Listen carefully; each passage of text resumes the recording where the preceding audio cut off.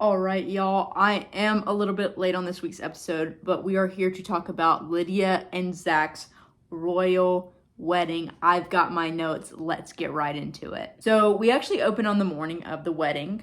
Lydia and her girls are getting ready. Zac and Lydia had breakfast together, so they kind of spent their morning together. Very on brand for them. They kind of like to be together, up each other's asses all the time, which is fine. I am also someone who likes to be up the ass of their partner. So then Miss Amber tells us Lydia got no sleep the night before. And then we go back and forth from Kim and Ethan telling us the story of why Lydia got no sleep. Kim is doing her makeup. She's putting on her ridiculous mascara. Bro, could we have not like mixed it up for the wedding day? My girlfriend was, when we were watching this, she was absolutely so confused by this. But I was like, that's just how she does her makeup. But Kim tells us that Ethan left the rehearsal early. Ethan tells us he just couldn't take it anymore, and Isaac took off as well. Later on, Isaac, Ethan, and Kim invite over Lydia alone. She, of course, brings reinforcements in terms of Barry and Zac. Ethan was pissed from this. He told Zac to wait outside, which Zac did oblige to for about 20 minutes. Everyone expressed their concern in those 20 minutes, but then Zac comes back in to ask why he can't be in the conversation since it's the night before his wedding. Ethan says they will finish and then bring him in to talk. Zac would not leave the room. Then Lydia leaves. They tell her if she wants Ethan and Isaac at the wedding, she needs to come hear what they have to say, which I'm not sure why she I get it's her siblings, but they don't seem particularly close. So I don't know why she wants Ethan and Isaac at the wedding anyways. I get that they're also, in the wedding, Ethan drives Lydia up in his vintage car, and I think Isaac walks Kim down the aisle, maybe. I'm not too sure. I wasn't paying that much attention to the wedding party. So I'm not sure why she even wants them there, to be honest. So then we cut to Lydia. She says she doesn't want to discuss every detail, but says Ethan just can't get over thinking that Zac is gay.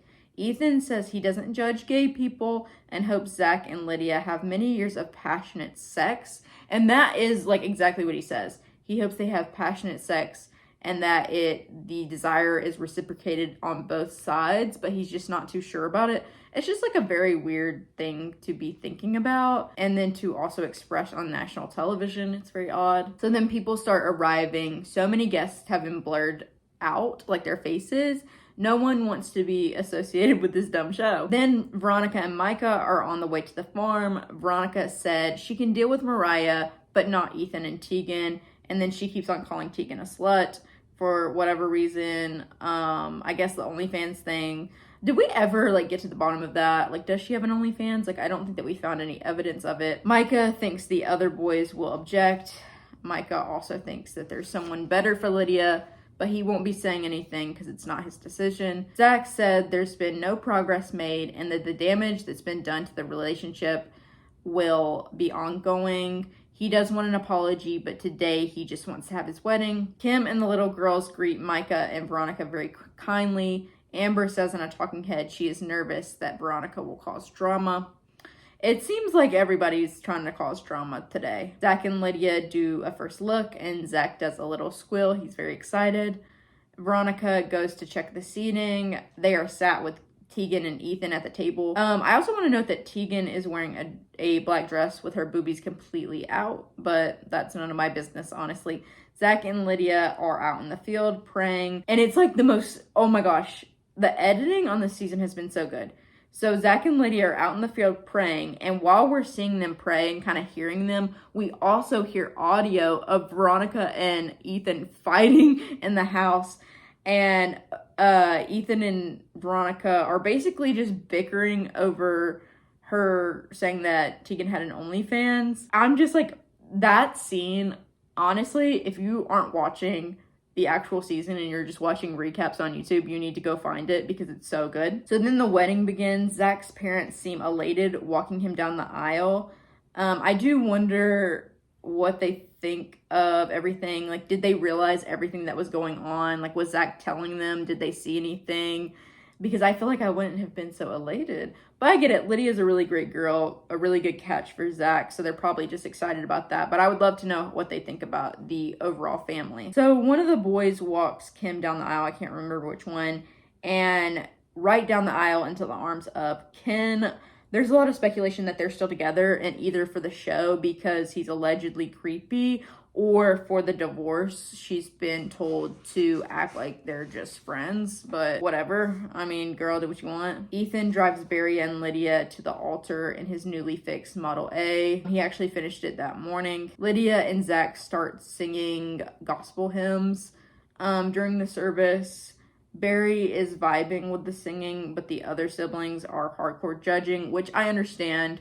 I actually had something similar happen to me. I went to a wedding. It was a very small wedding in a church, and the groom was like 23, very religious, and then the bride was 33 and had been married before and kind of got religious just because this guy was religious. And he actually sang an original song. I didn't know these people. I was a plus one, but he sang an original song to his bride-to-be, like, during the wedding. And the song basically, he's not that good of a singer, first of all. And the song basically goes like, I'm not your first, but I'll be your one and only, or I'll be your last, pretty much. And it's, like, very awkward because he's, like, a virgin and very Christian. She's been married before and had sex with other people. And it was, like, the cringiest thing.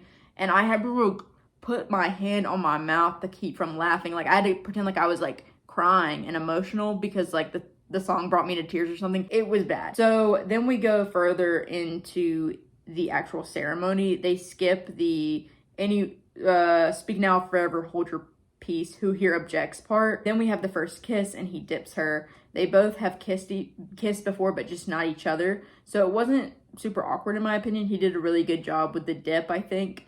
Ethan says that he wasn't watching the kiss, so he doesn't know if it puts his concerns to bed. He says he was watching the bugs on the ground.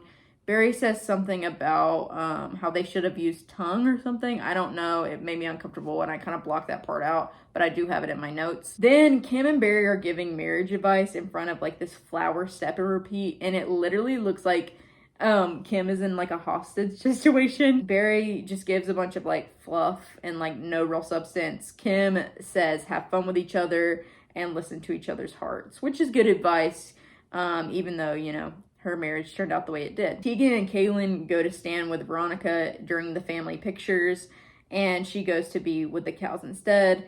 Kaylin says they'll try again later, but it's like, girl, why? Like, are producers telling you to do this? Because otherwise it's just like, I just feel like you're being weird. Because this girl obviously don't want to talk to you. Like, you're just trying to start drama. Lydia and Zac go get their pictures taken in the woods, and they're pretty much making out heavy. Mariah goes to talk to Veronica at the cow pasture. She worries she's out there because of her, which I don't really think that she actually thought it was because of her drama, but maybe she did. She seemed upset about it. Micah goes with her because obviously Mariah is very fragile. Veronica says she truly loved Mariah, and then Mariah just disappeared on her when Veronica was at a very low point. She was hurt. Mariah blocked her. Mariah said she didn't know how to help, so she left. Veronica was not taking that excuse, which I understand. Micah tells us that Veronica did say Mariah could be killed by the cartel and she wouldn't care. But Veronica is very nice to Micah's face. I thought that, like, it's kind of crazy that she said that, but it was kind of funny. It was, like, very random, like, the cartel. Like, I guess because don't they live in, like, Boca? Like, is there a lot of cartel? I'm not familiar with Florida. Maybe they do. Apparently, Veronica asked Kim to not be sat with Ethan, and then Kim asked her if she could name 6 people that she could get along with and sit with, and I thought that was kind of tea, and also kind of, like, she kind of got her there. Like, Kim, I don't like Kim, and I think Kim is manipulative, but at the same time, she's been kind of spitting bars this season. Veronica says the Plaths don't even say hello to her, and then the producers show clips from the morning of the wedding with Kim, the little girls, and extended family all saying hello to her and hugging her. I think that the producers and the editors are really pissed about the shit that Veronica's been doing online and, like, the spoilers she's been giving out, so they're giving her an even worse edit. Not that, you know, not that it would be hard to give her a bad edit. I mean, she's definitely doing a lot of these things, but I think that they're definitely retaliating against her a little bit. Mariah says she doesn't think that she'd ever reconnect her friendship with Veronica. Then we end the episode. Micah's taking pictures up on the driveway hill with Isaac and Kaylin. As they walk back down the hill, Veronica thought Kaylin was Tegan. Isaac was pissed and said Micah should have done something because Veronica called Tegan a slut, thinking that it was Tegan, but really it was Kaylin. And so he says, you should have done something, and that's foreshadowing what's going to happen in the next episode. We get a next on, which you guys know I love these. So we see Lydia and Zac ride off. Veronica goes home. She checks Micah's location the next morning, and he's in the hospital. Isaac attacked attacked Micah over Veronica. The boys, their girls, and Kim have a come to Jesus moment with Veronica, and Ethan gets super firm with her. I honestly can't wait to see that. I honestly don't know what all is going to be in the next episode, because I feel like you can only do like 20 minutes of that.